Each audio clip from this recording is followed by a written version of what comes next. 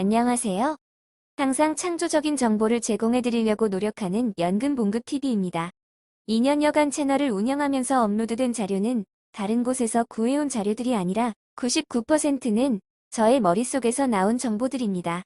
매번 제공해 드리는 수많은 정보들이 모두 창조적인 사고로 만들다 보니 영상 하나를 만드는데 수십 시간이 걸려 어려움이 많은데 이렇게 노력하는 점을 조금이나마 공감해 주신다면 구독하지 않고 보시는 분들은 이왕 보시는 거 구독으로 힘을 보태주셨으면 합니다. 오늘은 공무원 연금과 사학연금으로 은퇴 후 304만원씩 받으면서 일을 해서 월급으로 매월 362만원씩을 받는 경우 종합소득세와 건강보험료로 폭탄을 맞고 심지어 받던 연금도 반에 반토막이 난다는 소문이 있어 걱정하시는 분들이 매우 많은데 이론상의 허풍이 아닌 실제 사례를 통해 그 진실은 무엇인지를 파헤쳐보는 시간을 갖도록 하겠습니다. 연금봉급TV를 세 가지 방법으로 격려와 응원을 주시는 분들이 계신데 첫째 슈퍼챗으로 최근에 도와주신 쌍쌍동맘님 외 4분께 감사드리며 둘째 멤버십으로 가입해주신 홍영숙님의 12분께도 감사드리며 셋째 구독해주신 22,000여 명의 구독자분들께도 감사를 드립니다. 연금소득세로 납부하는 이론 금액과 실제 사례의 금액을 상호 비교해보도록 하겠습니다. 먼저 공무원 연금만 받을 때 연금 전문가들이 주장하는 세금을 먼저 살펴보겠습니다. 은퇴 후 월연금액으로 300만원을 받는 경우 연간 연금액은 3,600만원이 되고 과세표준은 2,600만원이 되어 적용세율 16.5%로 세금을 납부하게 되면 연간 납부하는 소득세는 264만원이 되며 월소득세로는 22만원 정도가 되며 월소득세 22만원을 제외하면 매월 받는 실수령액은 278만원 정도가 된다고 이론적으로 강조를 합니다. 이때 재산 분야의 건강보험료를 제외한 연금소득 때문에 부과되는 건강보험료는 12만원 정도가 됩니다. 그런데 현재 이론상의 세금이 아닌 A 은퇴자가 실제 납부하는 사례를 살펴보겠습니다. A는 월연금액으로 304만원을 받고 연간 3,650만원을 받고 있는 상태입니다. 이때 과세표준은 이론상으로 2,600만원 정도가 되어야겠지만 과세표준은 이론상의 금액 2,600만원에 반도 되지 않는 1,258만원입니다. 적용세율 면에서도 16.5%라고 이야기를 하지만 실제 적용세율은 6%이며 연간 소득세는 이론상의 264만원보다 훨씬 적은 28% 수준인 75만원으로 월 소득세로 계산하면 6만원 정도여서 실수령액은 이론상의 278만원보다 20만원 정도가 많은 298만원입니다. 이때 재산 분야를 제외한 연금소득 때문에 부과되는 건강보험료는 12만원 정도가 됩니다.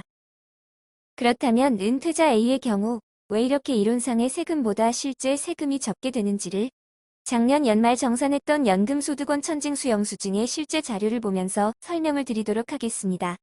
11번 총연금 수령액을 보면 1년간 총 받은 공무원 연금액은 3,651만 8,760원인데 이 중에서 2002년 12월 31일 이전 경력에 대한 연금액은 연금소득에서 제외가 되는데 그 금액은 1,542만 3,460원입니다. 은퇴 후 현재 연금을 받는 분들은 이렇게 연금 제외되는 소득이 발생할 수밖에 없는데 그 이유는 2002년 이후에 임용된 분이 현재 연금을 받는 분은 거의 없기 때문입니다.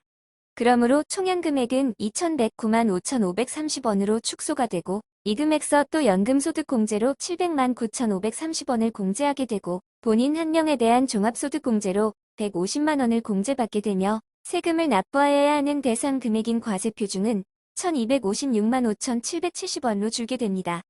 한마디로 말해서 연금을 3,600만원 정도를 받았지만 그 중에서 실제로 세금을 납부하는 연금액은 1,258만 5,770원이라는 이야기입니다.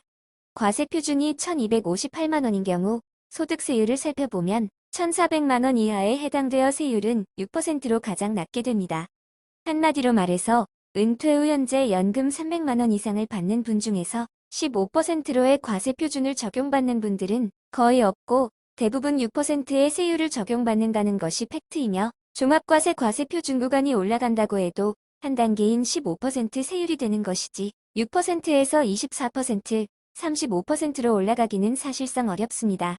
그러므로 연금소득자가 종합과세를 한다고 해서 엄청난 세금이 증가되지는 않습니다. 다음은 은퇴 후 304만원의 연금을 받는 분이 재취업을 해서 월급으로 362만원을 받는 분이 있을 때 종합소득세의 대상이 되어 세금과 건강보험료가 엄청나게 나온다고 주장하는 분들이 있는데 그런 주장은 과연 진실인지 뻥인지에 대하여 팩트체크를 해보도록 하겠습니다.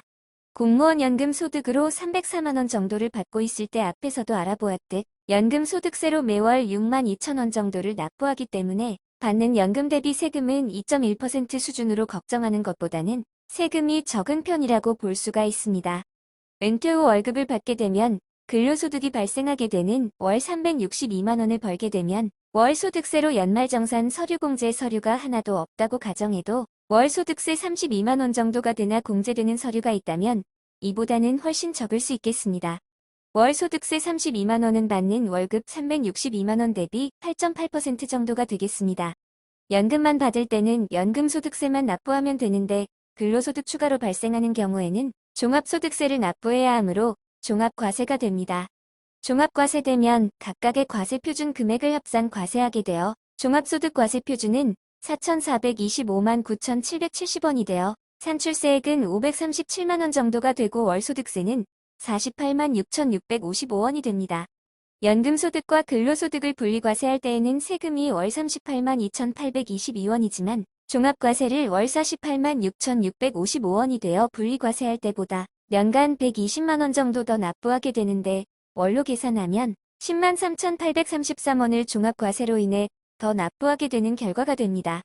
많은 유튜버들은 종합과세하면 엄청난 세금을 납부해야 하는 것처럼 이야기하지만 실제로는 월 10만 원 정도를 더 납부하게 되어 이론과 현실은 이렇게 많이 다릅니다. 종합과세를 하면 건강보험료가 폭탄을 맞는다고 많이들 생각을 하시는데 건강보험료 부분을 살펴보겠습니다.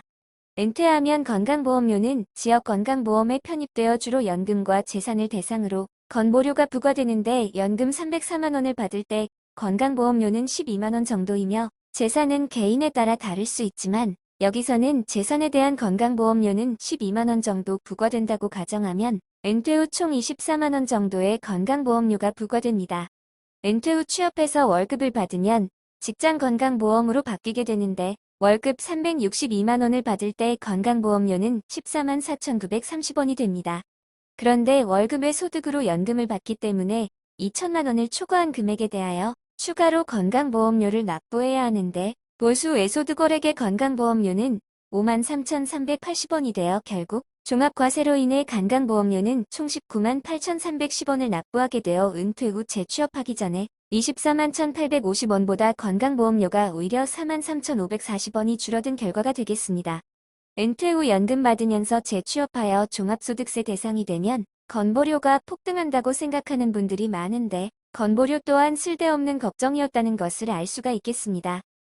결론적으로 연금 받으면서 은퇴 후 재취업하여 종합과세로 소득세와 건강보험료가 매우 많이 나올 것 같지만 세금 면에서 월 10만 원 정도 더 납부하는 결과가 되고 건강보험료는 오히려 4만 원 정도가 절약되어 종합과세로 인해 세금 폭탄과 건강보험료 폭탄 많을 것이라는 막연한 걱정은 쓸데없는 걱정이며 월급 362만 원을 더 벌어서 종합과세 대상이 되어 6만 원 정도를 더 납부한 것에 불과한데 은퇴 후 연금 받으면서 일하면 세금 폭탄, 건보료 폭탄을 맞는다고 현실성 없는 이론으로 어그로 끌면서 주장하는 유튜버들에게 현혹당해서 일을 할 수 있는 능력과 좋은 일자리가 있는데도 포기하는 안타까운 일이 발생하지 않기를 희망해 봅니다.